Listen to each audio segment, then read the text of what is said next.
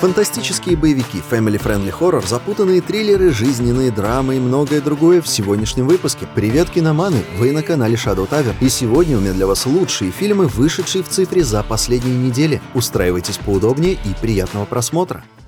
Особняк с привидениями. Габи и ее сын Трэвис переезжают из Нью-Йорка в старинный особняк Грейси, который они приобрели за смешную цену. Однако они вскоре понимают, что в доме живут десятки призраков людей, погибших при загадочных обстоятельствах, среди которых и бывший хозяин Уильям Грейси, до сих пор ищущий свою возлюбленную Элеонору. Эти и другие духи оказываются заперты в особняке злой силой, которая не дает им уйти в мир иной. Габи и Трэвис обращаются за помощью к Бену, фотографу, гиду и бывшему ученому, который обещает за плату запечатлеть призраков с помощью своего уникального фотоаппарата. Увы, но вскоре они становятся жертвами древнего проклятия, которое угрожает их жизни и вновь возвращает к этому месту. Выбора нет, тогда им приходится собрать команду исследователей паранормального, чтобы разгадать тайну и освободить дом от зла. «Особняк с привидениями» — это сверхъестественная комедия ужасов, снятая режиссером Джастином Симином по сценарию Кэти Диполт. Это забавная захватывающая экранизация популярного аттракциона, в которой есть множество отсылок к другим известным фильмам и шоу, которые порадуют поклонников Дисней. В фильме снялись талантливые актеры, которые оживляют харизматичных персонажей. Визуальные эффекты, создающие реалистичную атмосферную картину, также впечатляют. Конечно же, в фильме есть некоторые заезженные формулы, которые уже были использованы во множестве других лент о домах с привидениями и охотниках за ними. Но, на мой взгляд, фильм гораздо лучше, чем его средняя оценка в 6 баллов, и его точно стоит посмотреть, если вы хотите провести время с удовольствием и без напряга в компании семьи или друзей.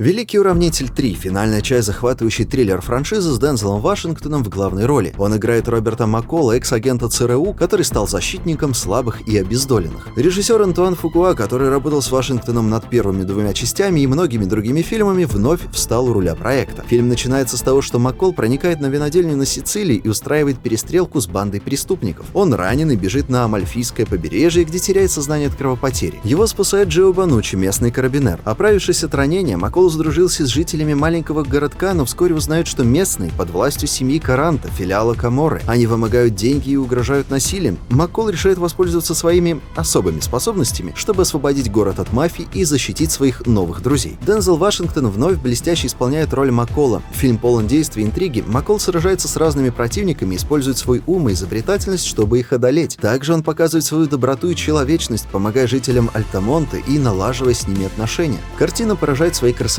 Снята на фоне живописных пейзажей Италии, которые создают контраст с жестокостью и коррупцией, царящими в городе. Оператор Роберт Ричардсон запечатлел восхитительные виды и архитектуру региона, а также эффектные экшн-сцены. «Великий уравнитель 3» — это интересное и убедительное завершение трилогии. В нем есть все, что нужно любителям жанра: экшен, саспенс, справедливость, рейтинг R и Дензел Вашингтон, надирающий негодяям задницы.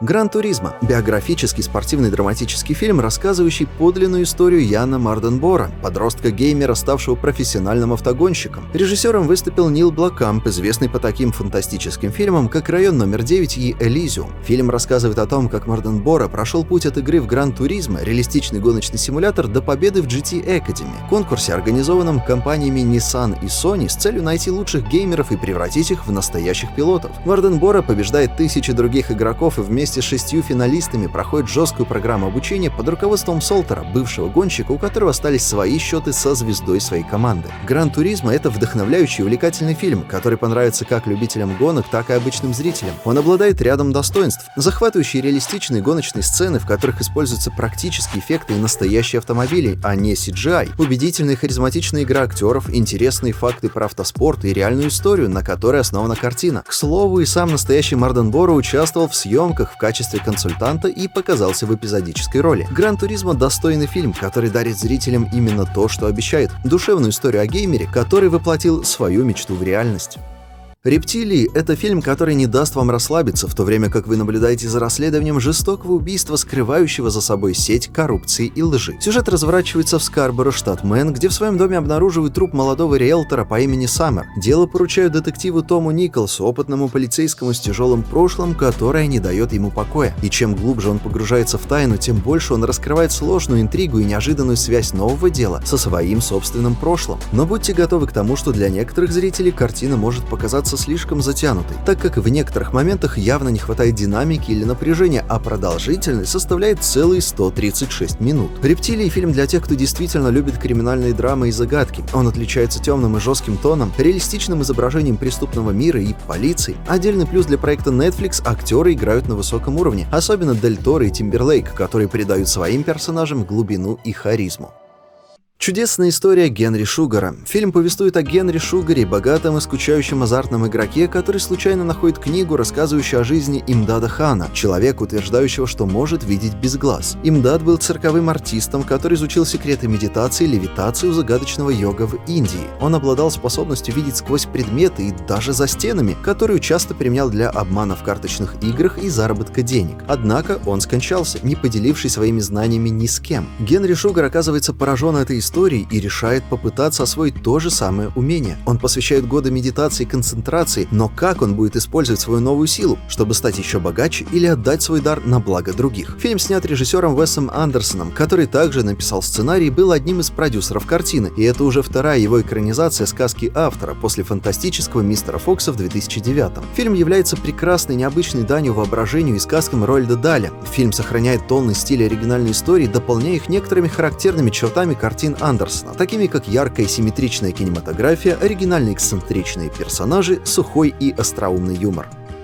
57 секунд. Фильм, основанный на коротком рассказе Эдвина Чарльза Табба «Люцифер». Главный герой Франклин — блогер, который получает шанс взять интервью у Антона Барелла, гениального изобретателя, создающего революционное устройство, которое может изменить мир. Но во время интервью на Барелла совершается покушение группой наемников, и Франклин умудряется спасти его жизнь. В суматохе Франклин находит кольцо, которое Барелл потерял, и обнаруживает, что оно позволяет ему перемещаться на 57 секунд назад во времени. Он решает использовать кольцо, чтобы спасти ученого от преследователей, которые работают на фармацевтическую компанию, возглавляемую безжалостным бизнесменом. Этот бизнесмен хочет помешать выпустить на рынок устройство Барелла, которое может лечить болезни путем изменения ДНК, и разрушит его планы по созданию монополии. Фильм является аттракционом из спецэффектов, в котором сочетаются экшен, фантастика и драма. Кольцо не так-то просто использовать, как кажется, и Франклину приходится сталкиваться с последствиями своих действий, такими как создание временных парадоксов, изменение памяти и неожиданные опасности. В фильме затрагиваются вопросы этики технологий, влияние корпораций и ценности человеческой жизни. Он получил смешанные отзывы от критиков и зрителей, однако имеет несколько интересных жанровых решений, которые делают его увлекательным и интересным для просмотра.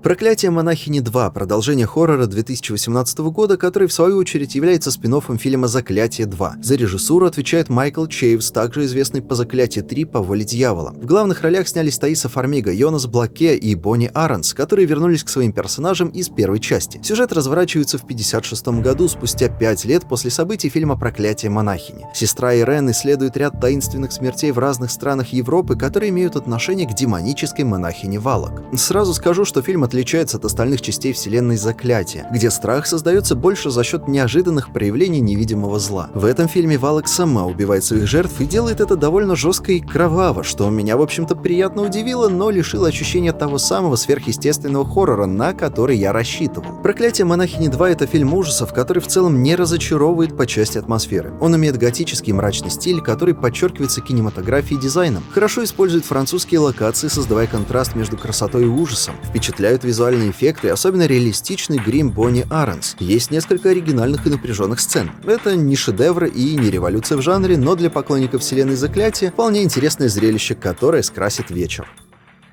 «Папа из спецназа». Фильм повествует о приключениях Эшли, одинокой мамы, которая попадает в ловушку криминального мира и рискует жизнями своей и дочери Сары. Единственный, кто может ей помочь, это ее отец Мэтт, который теперь ведет беззаботное существование на Каймановых островах. Мэтт не рад встрече со своей дочерью, с которой он не общался много лет, но чувствует, что должен ей помочь. Однако скоро он понимает, что его прошлое не дает ему покоя, и он становится мишенью для Донни, гангстера, который хочет заполучить жесткий диск, похищенный Эшли. Мэтту придется использовать все свои умения и связи, чтобы спасти свою семью и выбраться с острова, а также попытаться наладить отношения с дочерью и познакомиться с внучкой. «Папа из спецназа» — это забавный и динамичный фильм, который сочетает в себе экшен, юмор и драму. Он не стремится быть серьезным и умело переключает настроение от жестоких сцен к комедийным эпизодам. Особый шарм придают актеры главных ролей, которые хорошо сочетаются друг с другом. Он не претендует на оригинальность и использует множество клише для подобных историй, но увлекает зрителей и доставляет удовольствие. Это типичный попкорн-фильм, который позволяет позволяет расслабиться, посмеяться, посмотреть на взрывы и перестрелки и на время сбежать от реальности.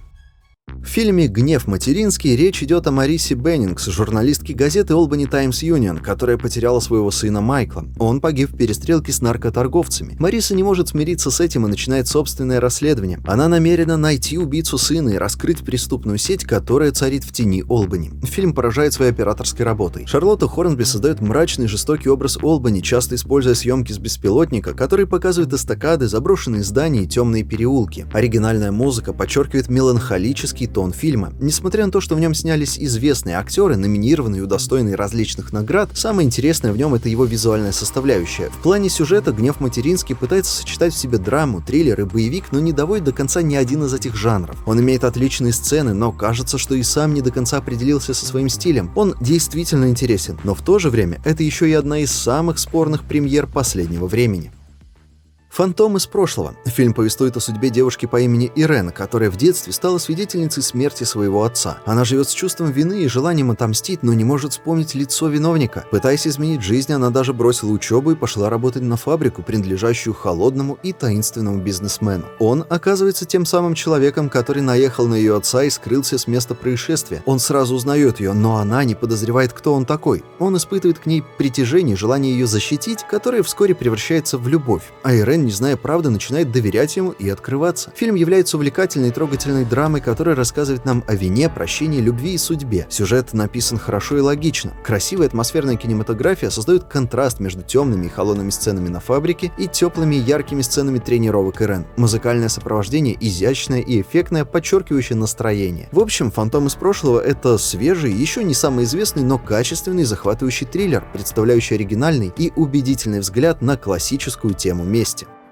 И это все на сегодня. Спасибо за просмотр. Не стесняйтесь делиться этим видео с друзьями, подписывайтесь на канал и нажимайте на кнопки под плеером. И до встречи в следующем выпуске. Пока.